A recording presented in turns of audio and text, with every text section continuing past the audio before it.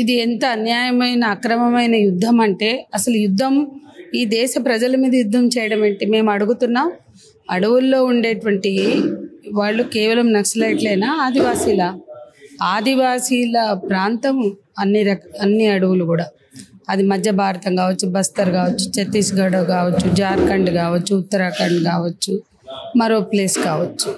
అంటే ఎందుకు ఈ యుద్ధం ప్రకటించారు? ఆపరేషన్ కగార్ అని పేరు పెట్టారు. దాని అర్థం అంతిమ యుద్ధం. దాని లక్ష్యం 2026 మార్చ్ అంటారు, జూన్ అంటారు, కానీ 2026 కల్లా మొత్తం ఆ ప్రాంతాలన్నీ మా చేతుల్లోకి వస్తాయి, మా హస్తగతం అవుతాయి. మీ చేతుల్లోకి రావడం అంటే ఏంటి? నక్సలైట్లను నిర్మూలిస్తాం. ఇక్కడ రెండు విషయాలు. నక్సలిజం అనేది ఒక రాజకీయ సైద్ధాంతిక ఉద్యమం. అంటే ఈ దేశంలో సైద్ధాంతిక రాజకీయ అభిప్రాయాలు ఉండకూడదని భారత ప్రభుత్వం చెప్తోందా? నక్సలిజానికి ఒక పునాది ఉంది, ఒక సైద్ధాంతిక పునాది ఉంది. మార్క్సిజం, లెనినిజం, మావో ఆలోచన విధానం అని ఒకళ్ళు, లేదా మావోయిజం అని కొంతమంది ఈ దేశంలో నక్సలైట్ పార్టీలుగా ఉన్నారు. మావో ఆలోచన విధానానికి మావోయిజానికి కూడా తేడా ఉంది. సో మార్క్సిజం, లెనినిజం, మావో ఆలోచన విధానంలో ఉన్నటువంటి వాళ్ళని మీరు అంతమందిస్తూ చాలామందిని మట్టం పెట్టారు. ఇక మావోయిస్టులుగా ఉన్న మావోయిజం అని ఏదైతే ఒక సైద్ధాంతిక ప్రాతిపదికన పనిచేస్తున్నారో వాళ్ళందరినీ లక్ష్యంగా చేసుకుని సాగుతుంది ఈ యుద్ధం. ఈ ఆపరేషన్ కగార్ అంటే ఆపరేషన్ గ్రీన్ హాంట్తో మొదలెట్టారు. Operation green haunt, operation Prahar, operation Samadhan, ఇప్పుడు ఆపరేషన్ కగార్. ఈ యుద్ధాలన్నీ దేనికోసం? అసలు గ్రీన్ హాంట్ అన్నారు అంటే పచ్చదనాన్ని వేటాడతారు.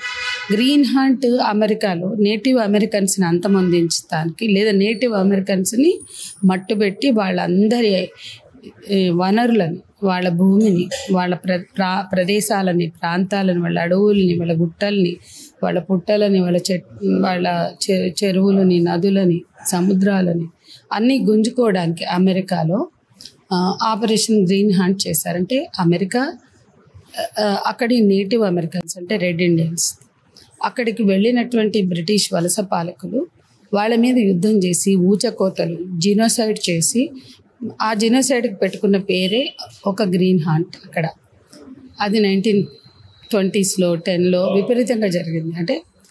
అంటే మనం ఇక్కడ అర్థం చేసుకోవాల్సింది, ఒక 300 ఏళ్ళ పాటు అక్కడ నేటివ్ అమెరికన్స్ని అణచివేయడానికి అనుసరించిన పద్ధతులు భారత పాలకులు ఎందుకు అనుసరిస్తున్నారు? గ్రీన్ హాంట్ అన్నారు అంటే పచ్చదనాన్ని వేటాడతాం. మీరే పర్యావరణం అంటారు, పచ్చదనం అంటారు, హరితహారం అంటారు కదా. ఈ పచ్చదనం వేటలు ఎందుకు చేస్తున్నారు అనేది మనం ఆలోచిస్తే ఎవరు కూడా బుద్ధున్నోడు పచ్చదనాన్ని వేటాడాడు. ఆ పచ్చదనం అంటే గ్రీన్ హాంట్ అనేది పేరు పెట్టారు. అది ట్రెజర్ హాంట్ కోసం, అంటే ఖనిజ సంపద వేట. ఆ ఖనిజ సంపద వేటలో అక్కడ స్థానికులుగా ఉన్న ఆదివాసీలు అడ్డొస్తున్నారు కాబట్టి వాళ్ళని వేటాడడానికి పెట్టుకున్న పేర్లే ఇవన్నీ కూడా. అంటే ట్రెజర్ హాంట్ చేయాలనుకున్నారు. మనం పిల్లల గేమ్స్లో ఉంటాయి ఒక ట్రెజర్ హాంట్, అక్కడ ఒక ట్రెజర్ ఉంటుంది. ఆ ట్రెజర్ తీసుకురావడానికి మధ్యలో చెట్టులు, బుట్టలు, గుట్టలు దాటుకుంటూ పోతున్నట్టు మధ్యలో అడ్డొచ్చే వాళ్ళని, అంటే ఆ స్థానికులు ఎవరైనా ఆ ట్రెజర్ ఎవరిదైతే అవుతుందో ఆ ట్రెజర్ కస్టోడియన్స్, ఆ ట్రెజర్ని రక్షించుకునే వాళ్ళు ఆ ట్రెజర్ పోకుండా ఫైట్ చేస్తారు. సో ఈ వేటకు బయలుదేరిన వాళ్ళు మధ్యలో, అంటే చిన్న గేమ్ తీసుకున్న ఆ వేటకు బయలుదేరిన వాళ్ళు మధ్యలో దాని హక్కుదారులు లేదా దాని ఓనర్స్, ఆ ట్రెజర్కి సంబంధించినటువంటి వాళ్ళని కూడా చంపేసి అడ్డు తొలగించేసుకుని దాటి వెళ్ళి ఆ ట్రెజర్ తెచ్చుకున్నట్టుగా మనం చూస్తాం. ఇది కూడా అటువంటి గేమ్, అటువంటి ఆట ఆడుతుంది ఈ దేశం.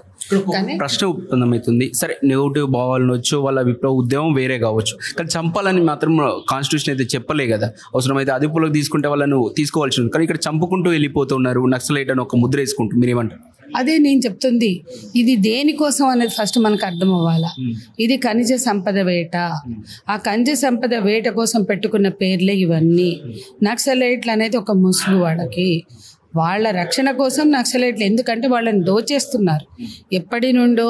వాళ్ళని 1960s నుంచి ఆదివాసీల దోపిడీకి వ్యతిరేకంగా వాళ్ళు పోరాడుతుంటే వాళ్ళ పోరాటాల అండగా వెళ్ళినటువంటివి విప్లవ పార్టీలు.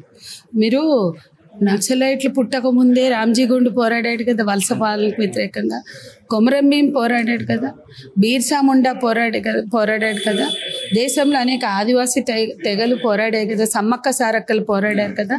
అంటే మనం అర్థం చేసుకోవాల్సింది ఆదివాసీలు తమ హక్కుల కోసం, తమ రాజ్యం కోసం, తమ వనరుల కోసం, మా రాజ్యం మాకే కావాలి, మా ఊళ్ళో మాదే రాజ్యం అని పోరాడారు. ఇది కొత్త కాదు. మీరు అర్థం చేసుకోవాల్సింది ప్రభుత్వం ఆదివాసీలుగా అండగా ఉన్న వాళ్ళని మట్టు పెట్టడానికి పెట్టుకున్న పేర్లే ఇవన్నీ తప్ప నక్సలైట్ నిర్మూలన కాదు. ఇంకొక విషయం ఏంటంటే నక్సలైట్ పార్టీకి ఒక రాజకీయ సిద్ధాంతం ఉంది. మరి భారత రాజ్యాంగం ప్రకారం ఎవరికి రాజకీయ అభిప్రాయాలు ఉండకూడదు, ఎవరికి రాజకీయ సిద్ధాంతాలు ఉండకూడదు అని లేదు. రెండవది ఆదివాసీలని మీద యుద్ధం చేసే హక్కు భారత ప్రభుత్వానికి లేదు. వాళ్ళు విదేశీయులు కాదు, వాళ్ళు ఏ దేశం నుంచి వచ్చి ఈ దేశంలోకి రాలేదు. గమ్మత్తు ఏంటంటే విదేశీయులు దోపిడీ చేసుకోవచ్చు మన దేశాన్ని, విదేశీయులు బహుళజాతి కంపెనీల పేరుతో అన్నీ కొల్లగొట్టచ్చు. మన నీళ్లు, మన నిధులు, మన వనరులు, మన భూములు, మన అడవులు అన్నీ కొల్లగొట్టుకోవచ్చు. వాళ్ళకి ఇస్తారు. మన మైనింగ్ అంతా వాళ్ళకి పోతుంది కదా. సో మన ఖనిజాలను తీసుకెళ్ళి దోచిపెట్టి ఇవ్వడానికి, మనం అన్నీ ఇవ్వడానికి విదేశీ కంపెనీలు రావచ్చు, విదేశీ సంస్థలు రావచ్చు. కానీ ఈ దేశంలో మూలవాసులు ఆదివాసులు, ఈ దేశ మూలవాసులు వాళ్ళు ప్రపంచంలో ఎక్కడి నుండి కూడా రాలేదు. వీళ్ళని మాత్రం చంపేస్తాం, వీళ్ళ మీద యుద్ధం చేస్తాం, వీళ్ళకి అండగా ఉన్న వాళ్ళని కూడా చంపేస్తాం. దానికి రకరకాల సమాధానం, ప్రహారు, కగారు అని మేము పేర్లు పెడతామని అంటున్నటువంటి భారత ప్రభుత్వం అది రాజ్యాంగ విరుద్ధంగా వ్యవహరిస్తుంది, చట్టాలను ఉల్లంఘిస్తున్నది, మానవ హక్కుల హననం జరుగుతుంది. ఈ దేశంలో జరుగుతున్న మానవ హక్కుల హననం మీద ప్రపంచంలో అంతర్జాతీయంగా ఎక్కడ మానవ హక్కులు హననం జరుగుతున్నా మేమున్నాం, మేము పోతామన్న అమెరికా ఎందుకు రావట్లేదు ఈ దేశంలోకి? ఎక్కడెక్కడో ఆఫ్ఘనిస్తాన్లో శాంతికి, ఇరాక్లో శాంతికి అక్కడ పోయి యుద్ధం చేశారు. అంటే వీళ్ళు ఏ దేశంలో అయినా నిజమైన శాంతికి పోరు. వనరులు కొల్లగొట్టడానికి, కొన్ని చోట్ల ఆయిల్ కొల్లగొట్టడానికి, కొన్ని చోట్ల వనరులు కొల్లగొట్టడానికి ఈ దేశ పాలకులతో ములాఖతే అమెరికా లేదా సామ్రాజ్యవాదులు కూడా ఈ దోపిడీని కొనసాగించడానికి ఈ యుద్ధాన్ని ప్రేరేపిస్తున్నారు, ఇంకా డిమాండ్ చేస్తున్నారు. మాకు దోపిడీ యథేచ్ఛగా మేము చేసుకోవడానికి మాకు అడ్డం ఉన్నటువంటి వాళ్ళందరినీ తొలగించండి అని ఒత్తిడి తెస్తున్నారు. అందులో భాగంగా ఈ యుద్ధాలు జరుగుతున్నాయి అనేది స్పష్టం. ఇకపోతే ఇది మానవ హక్కుల ఉల్లంఘన అని మాట్లాడిన అమ్నెస్టీ ఇంటర్నేషనల్ని పక్కన కూర్చోబెట్టారు.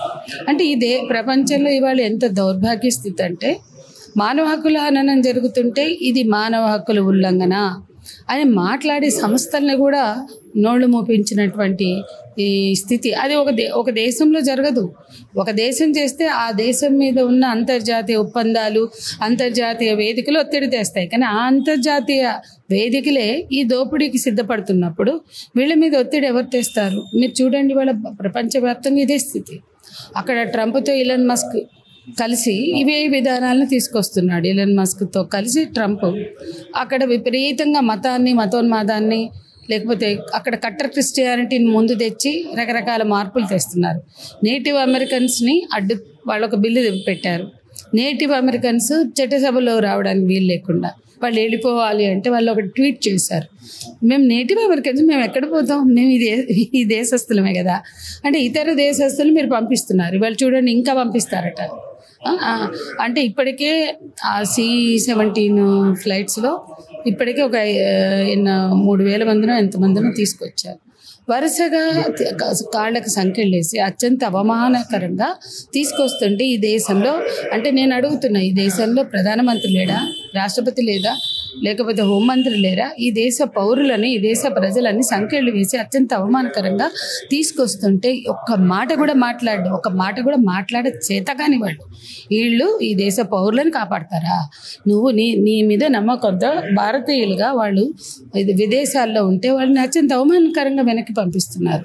కాబట్టి ఆయా దేశాల్లో భారతీయుల పాత్ర భాగస్వామ్యం లేదా? ఇంత క్రూరంగా పంపిస్తుంటే మీరేం చేస్తున్నారు అంటే ఈ దేశంలో ప్రజలని దోపిడీ చేయడానికి ఇక్కడ మతమే వాళ్ళకు ఉపయోగపడుతుంది.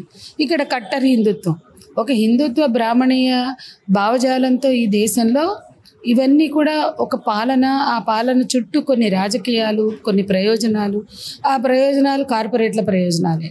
మొత్తం ఈ మతోన్మాదం, హిందుత్వ బ్రాహ్మణీయ భావజాలం దేనికోసం డిజైన్ చేయబడింది అంటే కార్పొరేట్ల కోసం. కాబట్టి ఈ దేశ ప్రజలు ఆలోచించాలా. కార్పొరేట్ల ప్రయోజనాలు నెరవేర్చడానికి పాలకులు విధానాలు రూపొందిస్తారు. ఆ విధానాల్లో భాగమే ముందు అడవుల మీద, ఆదివాసీల మీద యుద్ధం. ఆ అడవుల్లో ఉన్న వనరులను దోచి కార్పొరేట్లకు అప్పకట్టాలి. మణిపూర్లో అదే జరిగింది. మనకి ఎన్ని అనుభవాలు కావాలి. ఈశాన్య రాష్ట్రాలంతా కూడా అక్కడ ప్రజల మీద యుద్ధం చేసి ప్రజల మధ్య చిచ్చులు పెట్టి ప్రజల మధ్య రకరకాల ఘర్షణలు సృష్టించి ఇప్పుడు హ్యాండ్ ఓవర్ చేసుకున్నారు. అక్కడ ఖనిజ సంపదను దోచేస్తున్నారు కార్పొరేట్లే. మళ్ళీ అక్కడ కూడా రేపు ఇవాళ మన దేశంలో జరుగుతున్నది కూడా అది. ఇప్పుడు ఆదివాసీల మీదే మన దాకా రాదు అనుకోవడానికి లేదు. ఇప్పటికే మన మధ్య మతం పేరుతో చిచ్చు పెట్టారు, కులాల పేరుతో చిచ్చులు పెట్టారు. కులాల పేరుతో చిచ్చులు, మతాల పేరుతో చిచ్చులు, ఈ ఘర్షణలు. పొద్దున లేస్తే మతం, ఈ దేశానికి సంబంధించిన సంస్కృతి, సాంప్రదాయాలు చాలా సొల్లు మాట్లాడతారు.